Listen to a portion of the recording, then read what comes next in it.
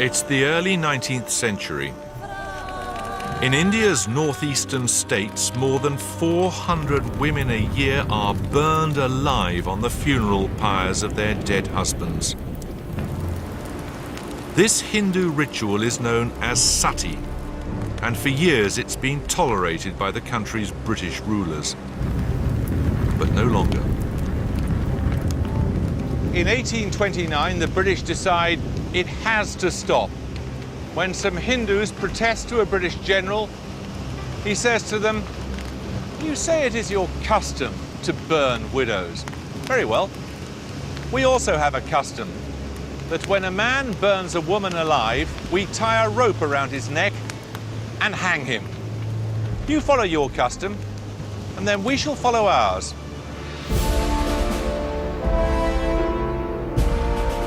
For many British people, the Empire was all about doing good, by force if necessary.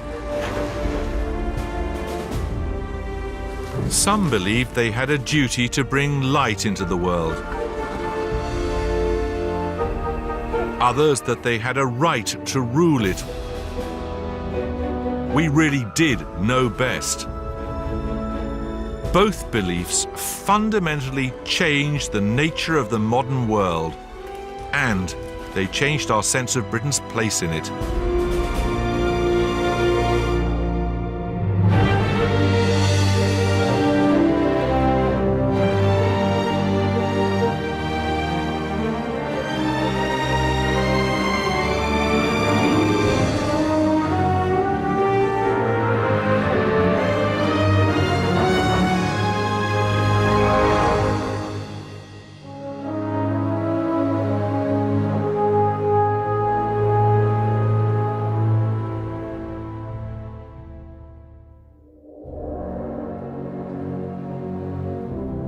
In the second half of the 19th century, the British Empire reached from Canada in the west to Australia in the east.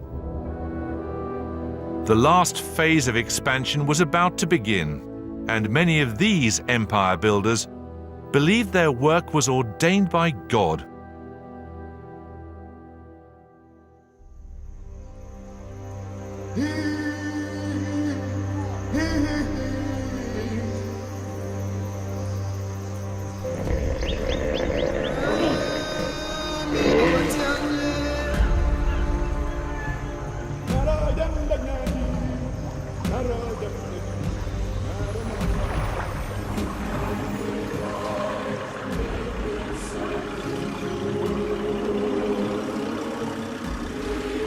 In the summer of 1861, a small party of white men found themselves travelling up the river Shiri in what is now Malawi.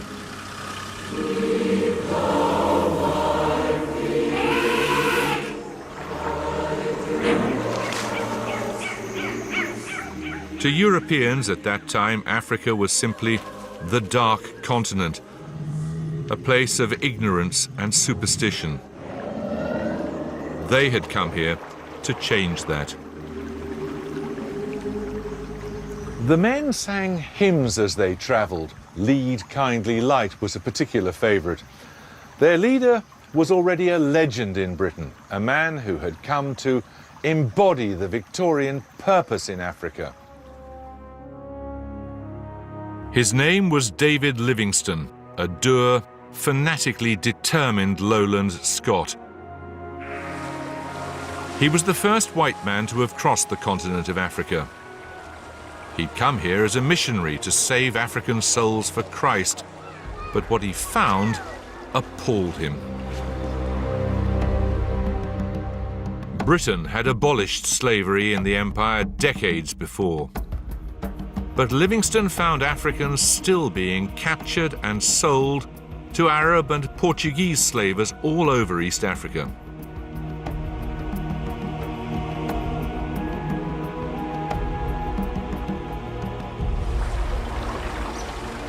Now he and his companions dreamed of sowing the seeds of a new world here. One based not on African superstition and slavery, but on two Victorian obsessions: Christianity and free trade.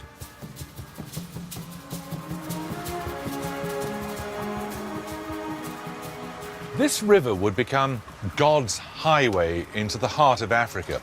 Down it would come African cotton and wheat and ivory and ostrich feathers, and up it, in exchange, would go clothes and tools and machinery made in Glasgow or Manchester.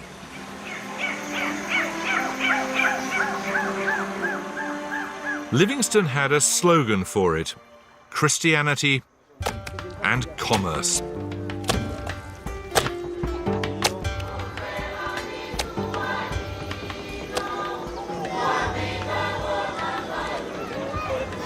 This would be the empire's new civilizing mission.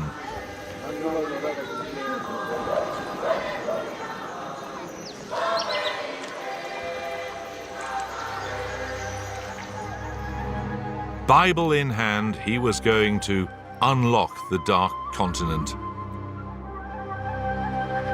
Such was the dream. The reality was different. The place chosen by Livingstone to build his mission turned out to be hostile and dangerous, a malarial death trap. Perfect, thank you very much. Welcome. Thank you. One by one, Livingstone's followers succumbed to hunger and disease.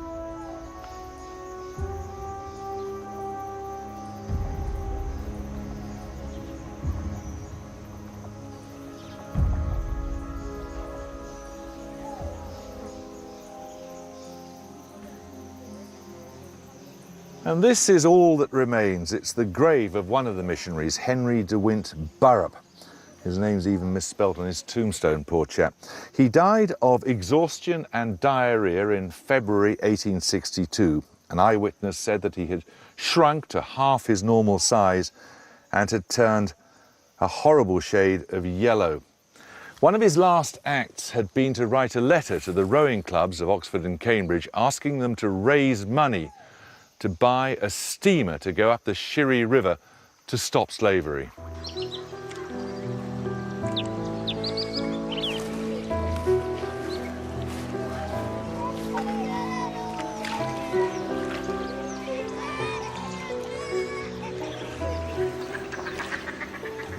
Then, in 1865, after years of exploring the interior, the most famous missionary in the world vanished. Nothing was heard from him for an entire 3 years. It was a worldwide mystery. The New York Herald sent a journalist, Henry Morton Stanley, to Africa.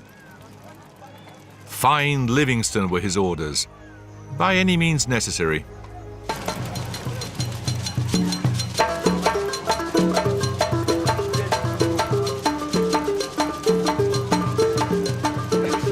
Very strong man, eh? Very strong. And find him he did, in what would become one of the most celebrated encounters of the Victorian age.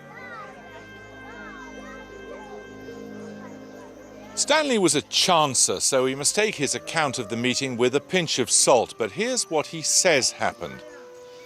As I approached, I noticed he was pale. He looked weary. I would have embraced him, but he being an Englishman, I wasn't sure how he would receive me. So I walked up to him deliberately, took off my hat and said, "Dr. Livingstone, I presume?"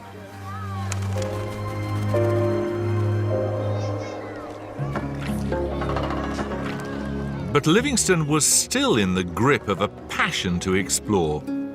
For almost 2 years he drove himself on, sick with cholera and dysentery. He'd even extracted his own teeth. He died in Africa. He was alone, thousands of miles from home.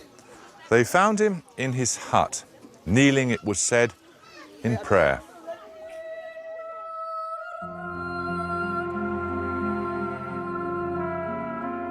Two faithful servants, one of them a former slave freed by Livingstone, gathered up his body and carried it all the way to the coast. There they loaded it onto a ship bound for London. His heart, though, was buried in Africa.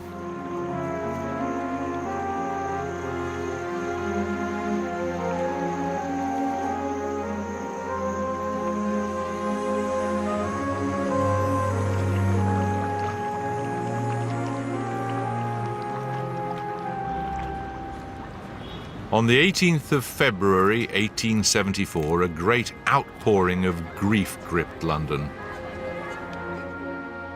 The mourners stood on the streets, thousands strong, many of them weeping to watch the body of David Livingstone pass by. His funeral would be held at the resting place of Britain's elect, Westminster Abbey. This was no ordinary mortal they were burying.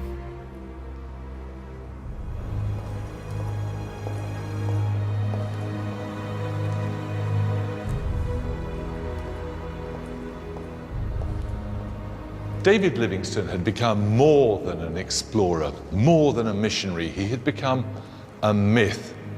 His brave life and lonely death reassured a people busy conquering the world that the empire was about more than greed and domination.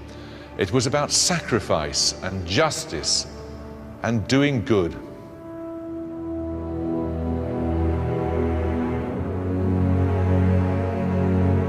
All around the abbey were elaborate monuments to the great conquerors of empire.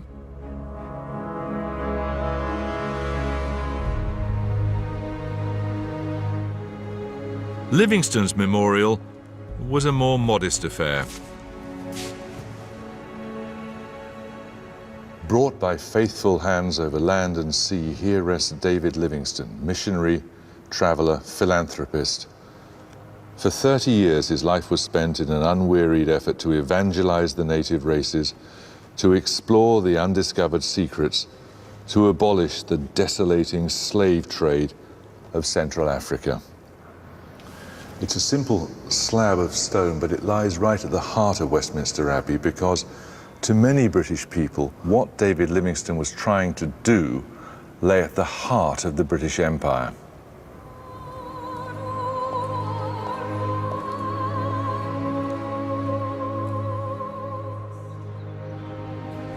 The tears of the nation had hardly dried when Livingstone's diaries were published. Heavily edited to remove evidence of his frequent failures. In his entire life, he's said to have made only a single convert. But the diaries would help him become almost a patron saint of empire.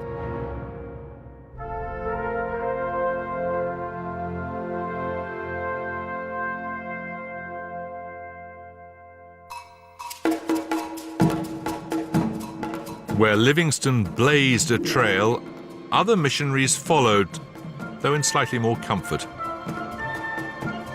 Well into the 20th century, thousands of them set out across the empire to bring Christianity to the heathen. They often brought with them education and modern medicine. When Africans came to demand freedom from their colonial masters, they dismissed much of this foreign do-gooding as destroying native culture.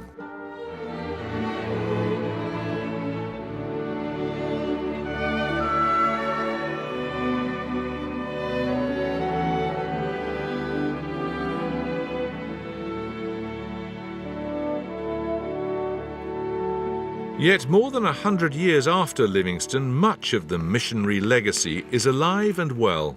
Very good. The class say management. Management. Attend. Management. Attend. Management. As I am here, I'm managing this class. Everybody is quiet because I'm here.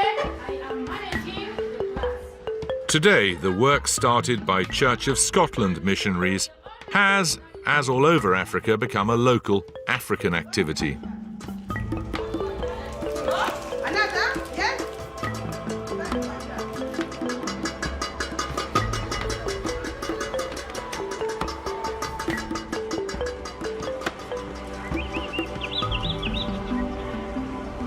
The Nkolokoti Primary School was founded in 1935 in what was then the British colony of Nyasaland.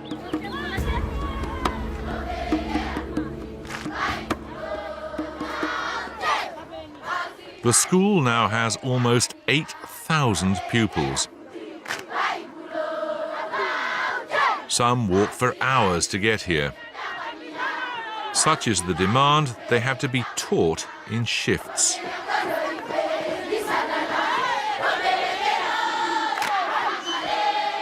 Missionaries have come in for a lot of stick for providing an excuse for flag planting and land grabbing.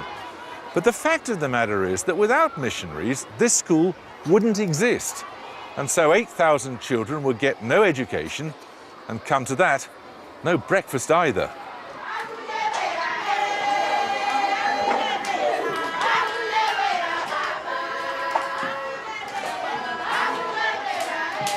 Mine's thicker than yours.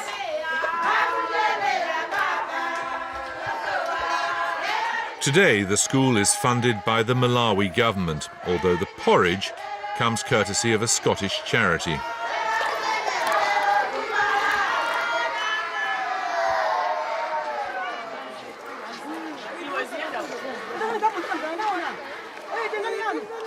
You know, we start very early in the morning. Some leave very early without eating. When they come here, they find porridge. They fill their stomachs. Yes. Now, what do you feel about the missionaries who started this school? They did a great job. And they assisted this area very much. Just imagine, it was established in 1935. Up to now, we are still benefiting. This is a religious school. It is a religious school. So you teach them about Christianity? Yeah. We have a subject, Bible knowledge. Yeah. What do you hope they will learn in your school? They learn to be good citizens. We teach them to love each other, respect each other, respect elders. That's what we teach them.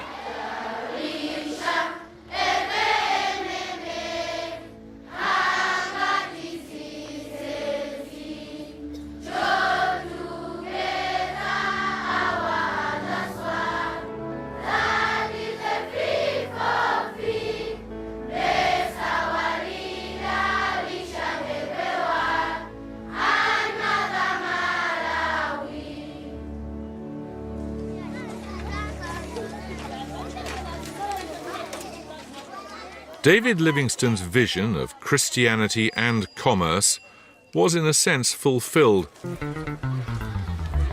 Where the missionaries led, the traders followed.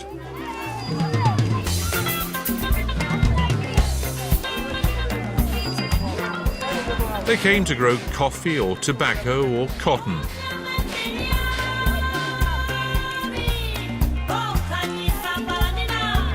Their African workers, so went the plan, would be influenced towards Christianity.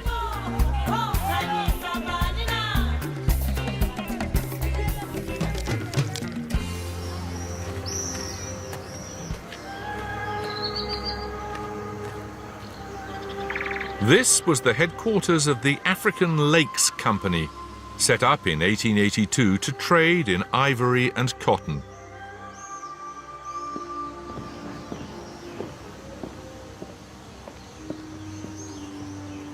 To many Victorians, it seemed a marriage made in heaven, but too often, commerce and Christianity turned out to make extremely unhappy bedfellows.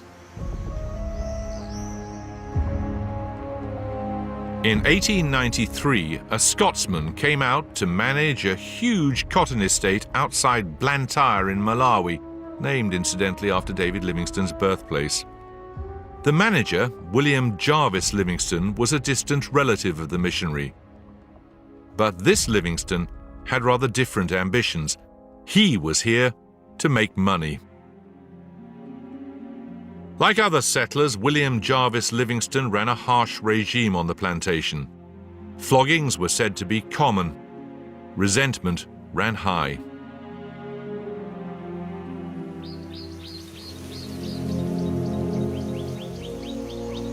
But then one man decided he wasn't going to take it anymore. And here he is on the Malawian 100 kwacha banknote. He's also on the 500 kwacha. In fact, he's on every Malawian banknote because the Reverend John Chilembwe is a national hero. He wasn't then, of course. To the colonial authorities, he was nothing but a dangerous nuisance. John Chilembwe had been educated in a Christian mission.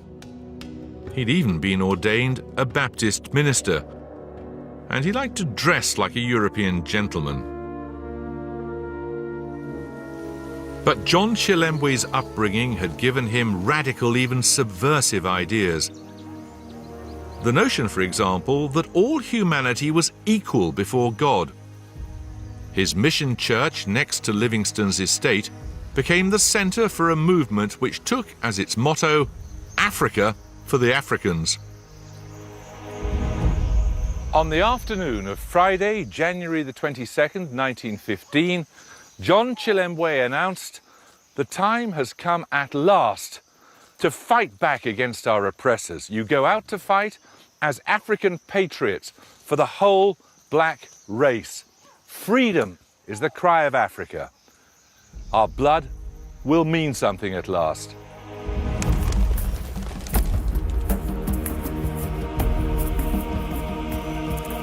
Chilembwe hoped to unleash a new kind of race war. Black Christians against white settlers. One of his chosen victims was his neighbour, William Jarvis Livingstone. What was your grandfather growing here? He was growing tobacco, coffee, cotton, rubber. Deirdre Livingstone is the granddaughter of William Jarvis Livingstone. What was this room? This was my grandparents' bedroom, and this was where they were slept. The bed was just about there, and they would go out on the veranda and have all their parties next door in the dining room.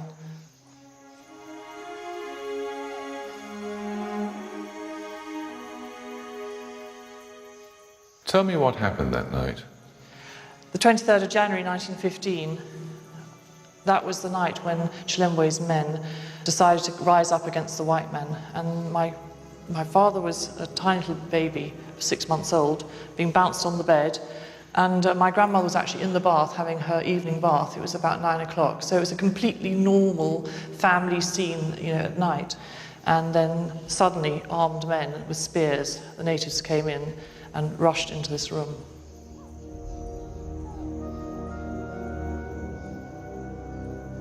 They went to attack my grandfather and speared him. Where was he speared? What part of his body? He was speared here. So she went over to try and get some port wine or brandy, the sort of usual things that they resuscitated people with in those days.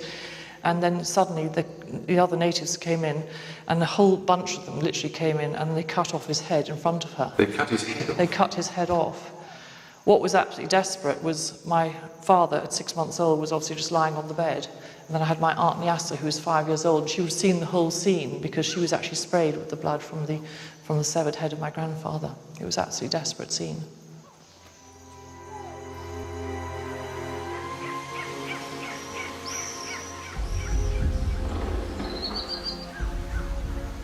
On the Sunday morning, John Chilembwe preached a sermon in his church. He told a packed congregation that better times were ahead. The kingdom of God is at hand, he said. You will hear the bugles sounding. Beside him in the pulpit as proof was the head of William Jarvis Livingstone. The revenge of the British authorities was, as so often, swift and merciless.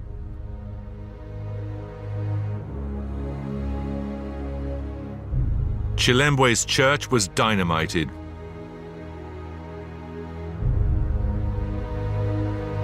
As for Chilembwe himself, he was hunted down, shot, and buried in an unmarked grave.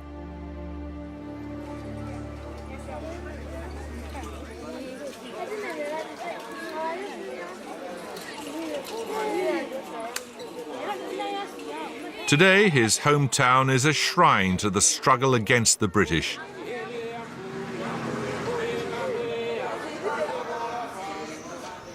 But his missionary message still rings out from his rebuilt church.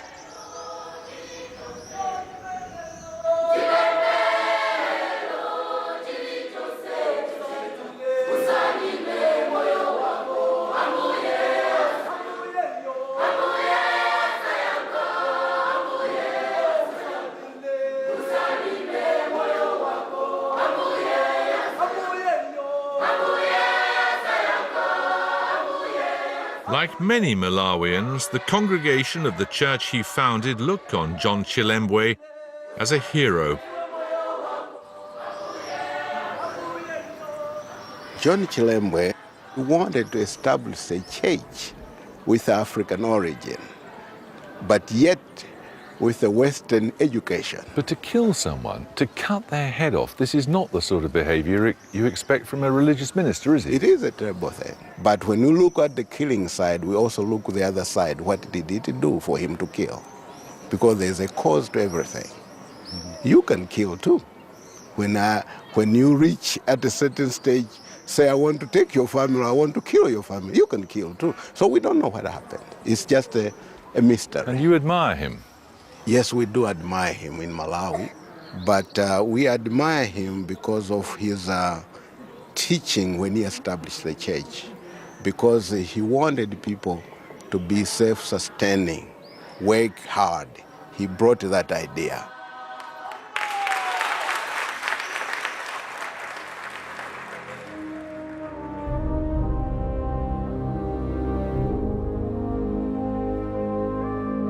The march of the white race led by Britain across the globe in the late 19th century was astonishing to behold.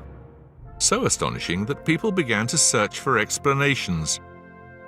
An idea took hold among some people that this must be a scientifically predetermined destiny.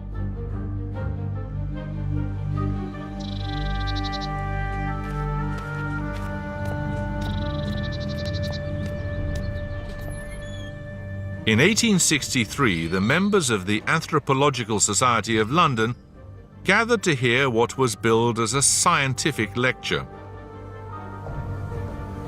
It was a momentous and, as it turned out, hugely controversial occasion. The speaker was the president and founder of the association, Dr. James Hunt. The title of his paper was "The Negro's Place in Nature."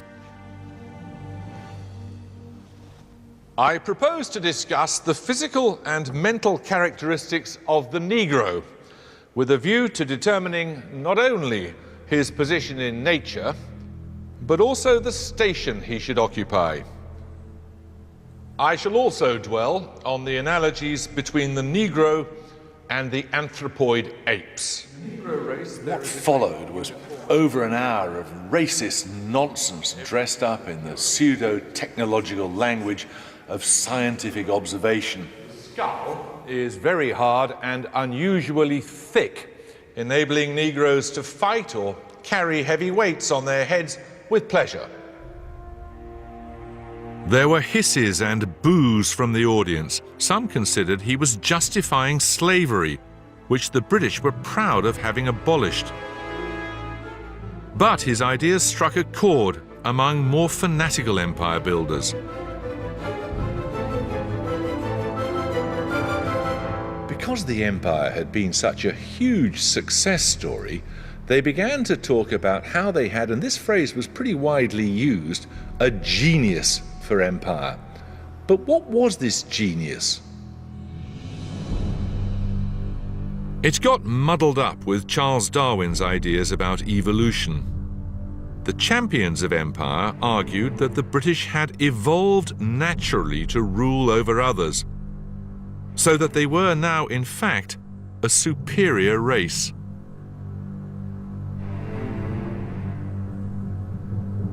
Everywhere we see the European as the conqueror and the dominant race, and no amount of education will ever alter the decrees of nature's laws. David Livingstone had preached that colonizers had a duty to help the unfortunate.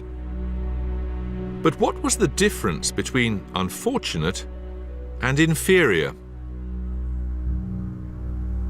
A conviction took hold that helping meant ruling.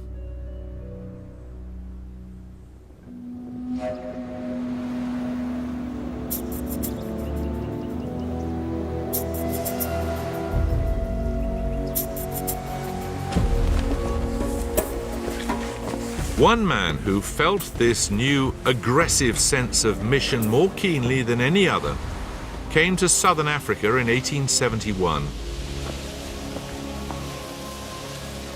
His name was Cecil Rhodes, and you need a fistful of adjectives to describe him. He was bold, he was buccaneering, he was brilliant, but he was also brash, brutal, and bigoted.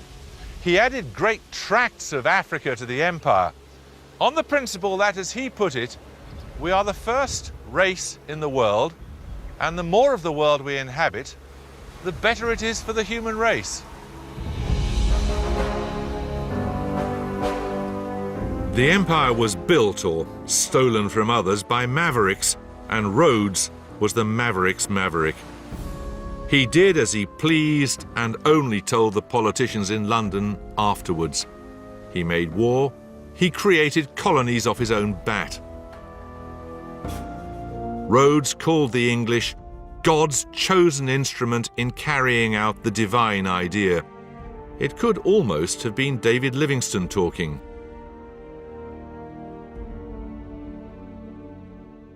But where Livingstone saw his duty as being to serve, Rhodes had other ideas. Africa lies ready for us, he told his supporters.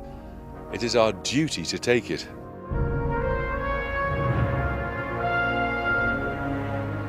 Livingstone's treasure was in heaven. Rhodes's was on earth, or under it.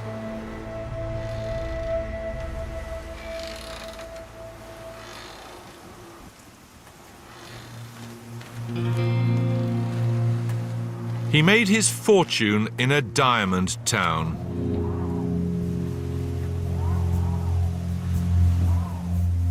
Today it's been recreated to give a flavour of what it was like in the 1880s.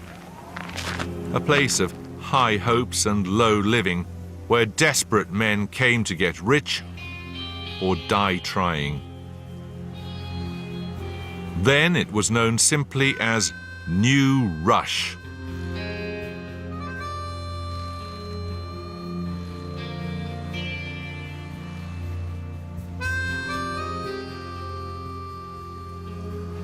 The Colonial Secretary, Lord Kimberley, thought the name New Rush was altogether far too vulgar, and as for the Dutch name, Vooruitzicht, well, frankly, it was just about unpronounceable. So a grovelling official said, would the name Kimberley be acceptable? Most acceptable, said his lordship. Rhodes's power base was the Kimberley Club, where southern Africa's business elite gathered.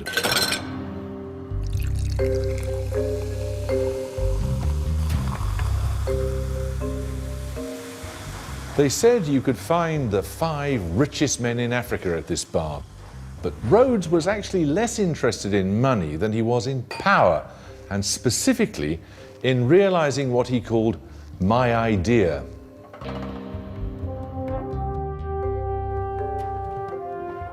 That idea, he said, was the bringing of the whole uncivilized world under British rule, and he knew his own part in it.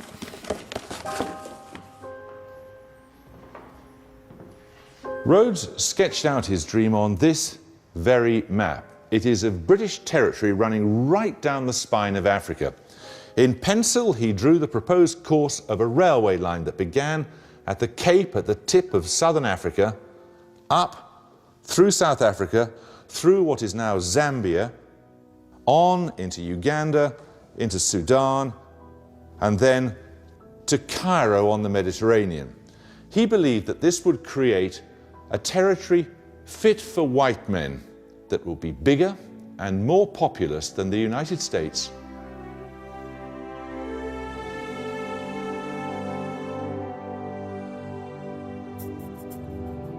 Here in the Kimberley Club, Rhodes planned the next stage of the conquest of southern Africa. And he would be its leader, not as a soldier, but as a businessman. His irregular army of so-called pioneers was sent north in search of new territory. Take what you can, said the British Prime Minister Lord Salisbury, and ask me later.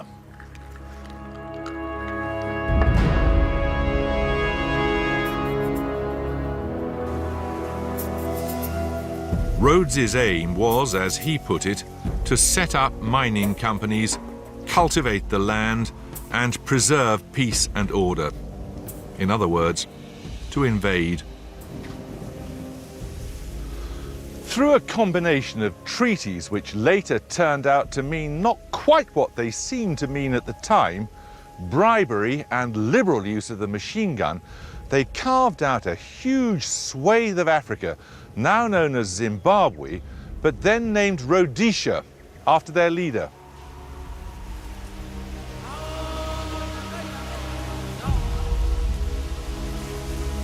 If ever there was a country founded on blood and greed, Rhodesia was it.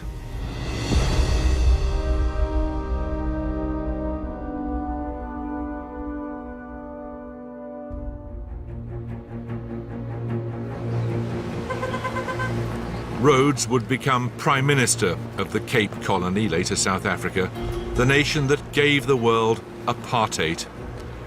"These are my politics," he announced. "The native is to be denied the vote and treated as a child."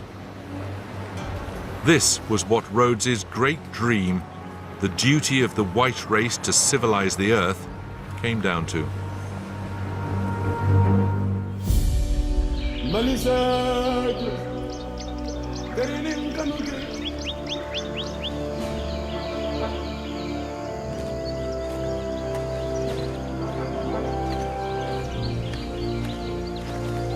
Rhodes's triumphalist vision of empire was partially fulfilled. By the end of the 19th century, the lion's share of Africa belonged to Britain.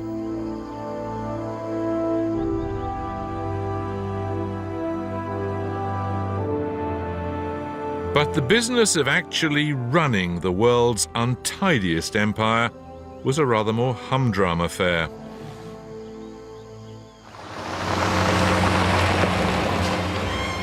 Well into the 20th century, huge areas were governed by handfuls of white men thrown in at the deep end and told to get on with it. A British district officer. For much of the year, he's on tour, visiting the remote villages of his district. His arrival at a village is a great occasion. Elders and councillors come down to the water's edge to meet him. For Mr. Todd, although only 24, rules over some 20,000 people with far greater authority than that wielded by any civil servant here at home. They were called district officers, but they usually had dozens of jobs: magistrate, tax collector, coroner, chief of police.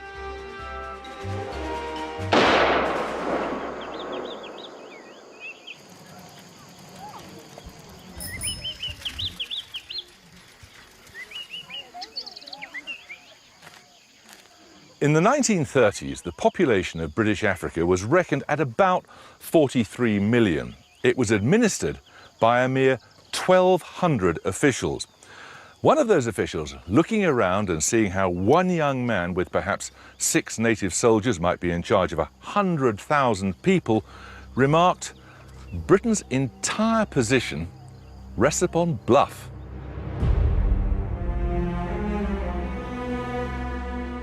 One of the ways this enormous bluff worked was through a rather British invention called indirect rule. All over the empire, local rulers were persuaded, bribed, or threatened into throwing in their lot with the British. The British pulled the strings from behind the scenes. And if there wasn't a ruler, they just invented one.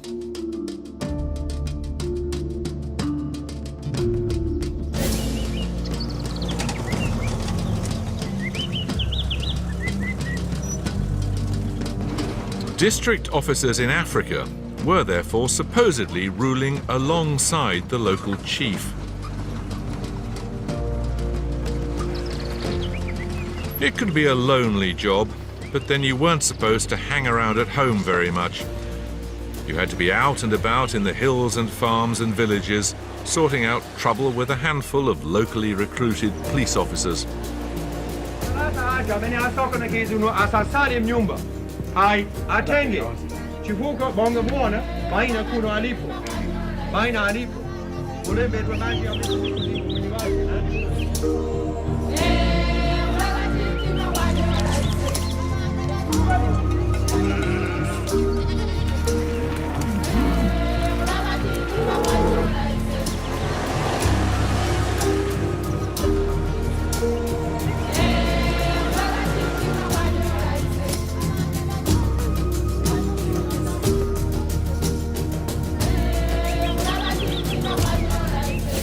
As for preparation, well, if you could survive a British public school, you could survive anything. I was head of my house, recalled one young district officer. I was deputy head of school. I was captain of rugger. I was sergeant major in the officer training corps. So when eventually I found myself alone in the bush, I wasn't afraid in the slightest.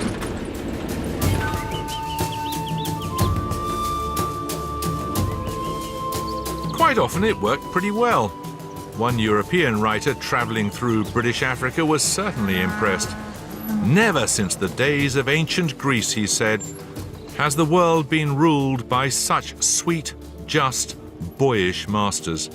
Right, thank you, Safer. Will you ask the defendant what he has to say about it, please, Lieutenant?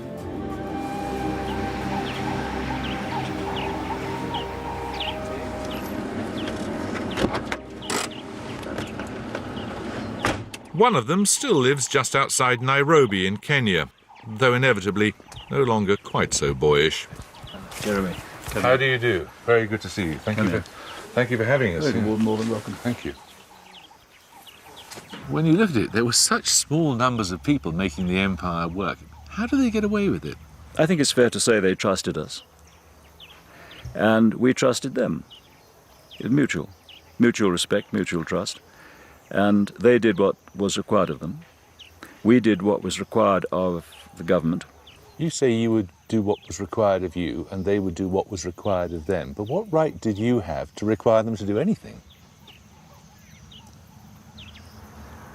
They were the heads of their tribes. The government needed to exist. I think we all agree governments, good or bad, are necessary. And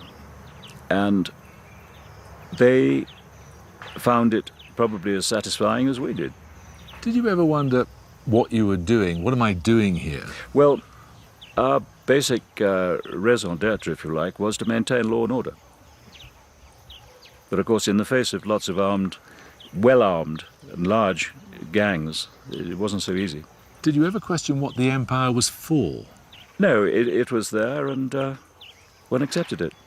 Some people say the empire was an unjustifiable mistake, an imposition on the rest of the world. What would you say? In order to maintain safety for trade, it needed government. So the one followed the other. It had to. Did you think you were doing good? Yes.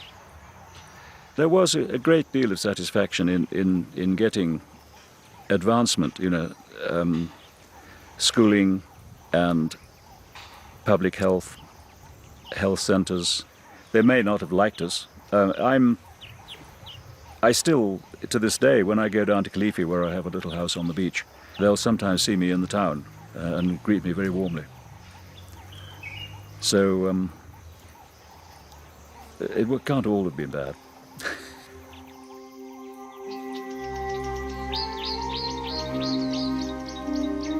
But good or bad, by the middle of the 20th century, there was a new force abroad. The world had turned against the very idea of imperialism. Nowhere would the struggle for freedom be more bitter than in Kenya. It sparked a conflict that would shatter the empire's claims to moral authority.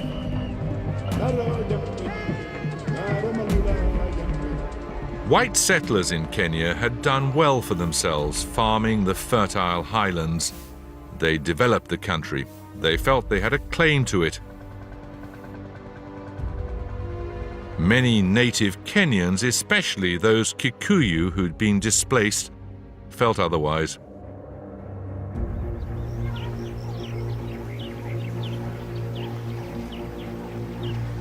The issue was land. As one Kikuyu explained to a visiting British politician, when someone steals your ox, it's killed and roasted and eaten, you can forget. But when someone steals your land, you can never forget. It's always there. It's lakes, it's streams. It's a bitter presence.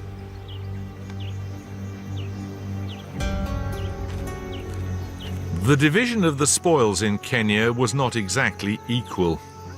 A mere 3,000 white farmers occupied 12,000 square miles of prime land. By contrast, over 1 million Kikuyu lived on just 2,000 square miles.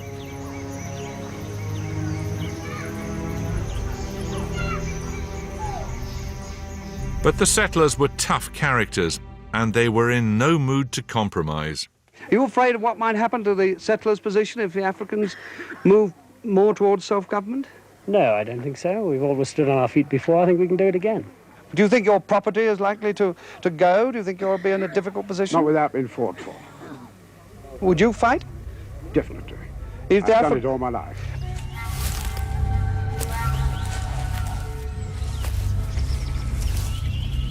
Soon came rumours of a secret Kikuyu resistance movement called Mau Mau.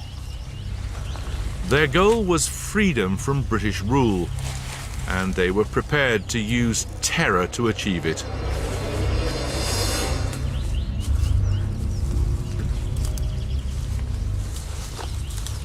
Mystery and fear were part of what the Mau Mau were about. Deep in the forests of the Aberdare Mountains, they conducted initiation ceremonies in which naked young people drank goat's blood and swore to drive out the white invader. In European circles, these became known as orgies, in which babies were torn from their mother's womb and eaten alive. One colonial official even claimed to detect the horned shadow of the devil himself. This Mau Mau is a lawless and savage organization. Of course, the situation in Kenya is still full of danger. The stage was set for a violent showdown. Native Kenyan troops working for the British were drafted in to confront their own people. Some settlers decided to get out while they could.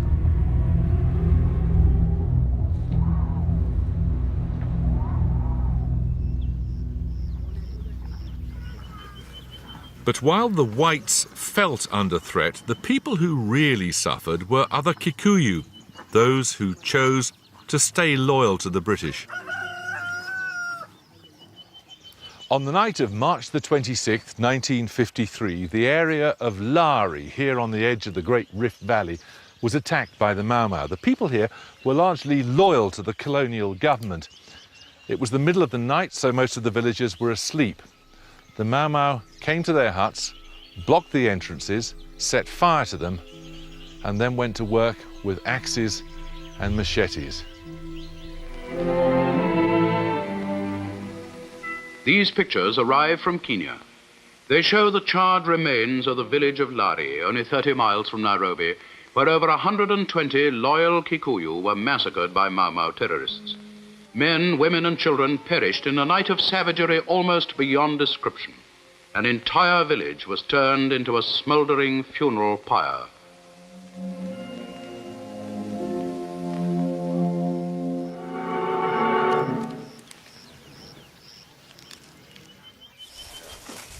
Alice Wanjiri Kimani, or General Alice as she then was led the Mau Mau raid on Lari.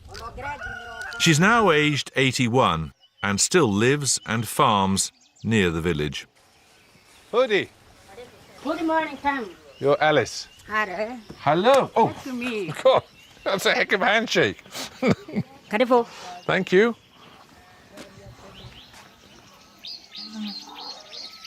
Hĩndĩ ĩyo ũtukũ ũcio ũrĩa wekĩkire wokire tũkĩgaywo o andũ ikundi hĩndĩ ĩrĩa twarĩkĩrie gũtharĩka kuo twatonya ithuĩ twakĩhitanirwo na andũ kũhũrana nao.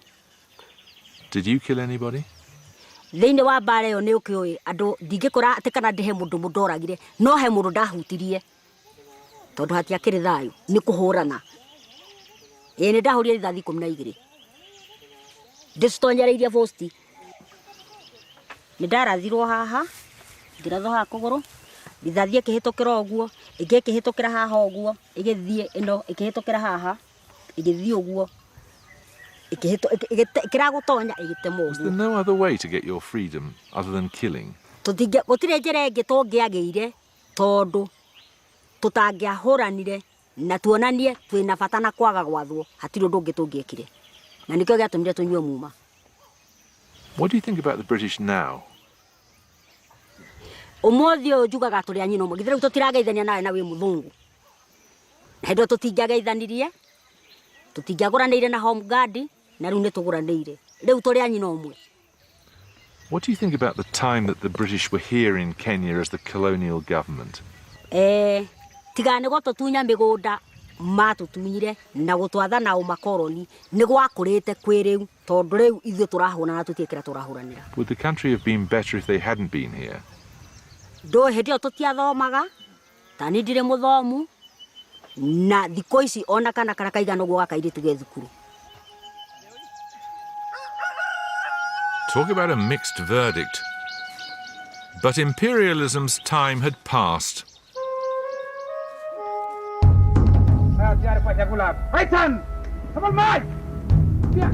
The struggle for uhuru, freedom, grew more intense.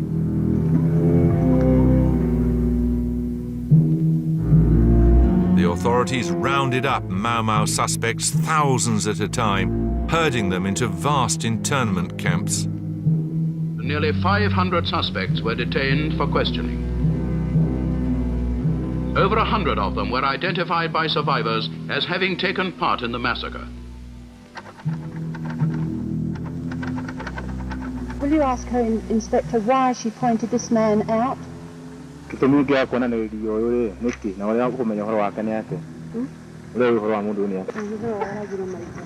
one who killed my mother.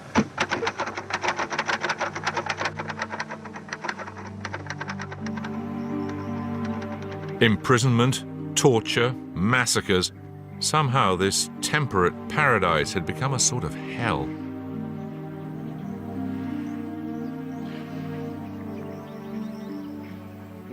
The world looked on and wondered, was this the empire that claimed to be doing good in the world? Britain was losing the stomach for empire and the ability to sustain it.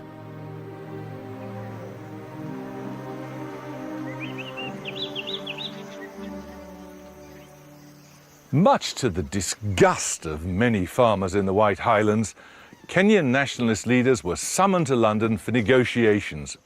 Uhuru was finally within their grasp.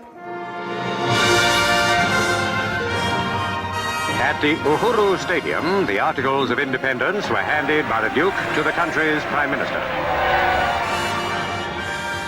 Joyful citizens of the new state celebrate their independence in the most African of all ways by dancing till they're ready to drop. As the 1960s dawned, one colony after another demanded and got independence.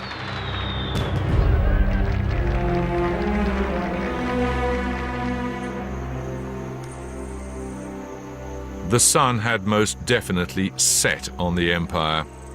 It had taken centuries to accumulate. It was gone in a couple of decades.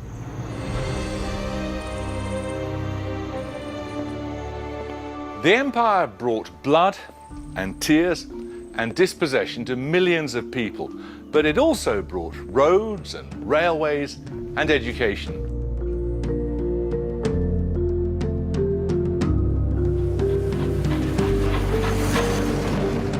There is no simple judgment to be made on 3 turbulent centuries of history. Once, the official line was that apart from the odd blip, the empire was a good thing, not just for Britain, but for the world.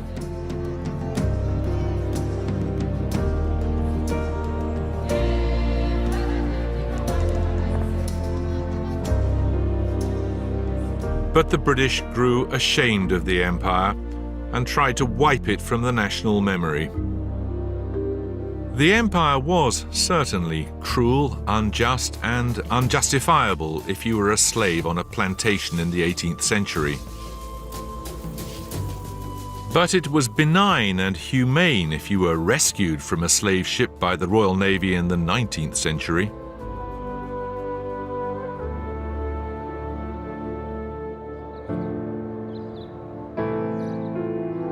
For good or ill, much of the world is as it is today because of the empire.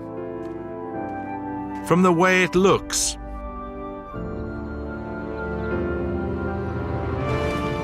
to the sports people play,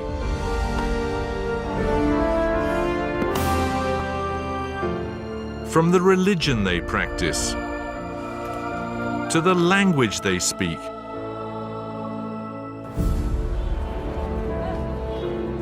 It has changed the very genetic makeup of Britain. If only we can look at it clear-eyed, it can tell us a lot about who we are. It's a story that belongs to all of us.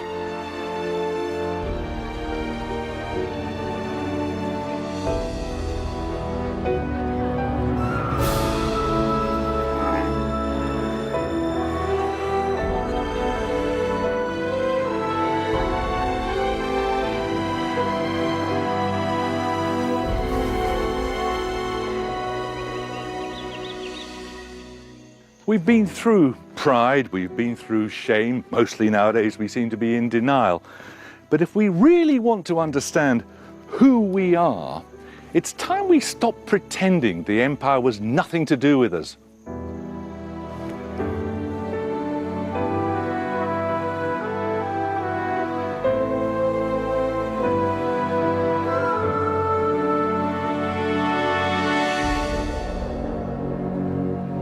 To order a free Open University poster exploring the legacy of Britain's empire, go to bbc.co.uk/empire or call 0845 366 8021. Facing Ted,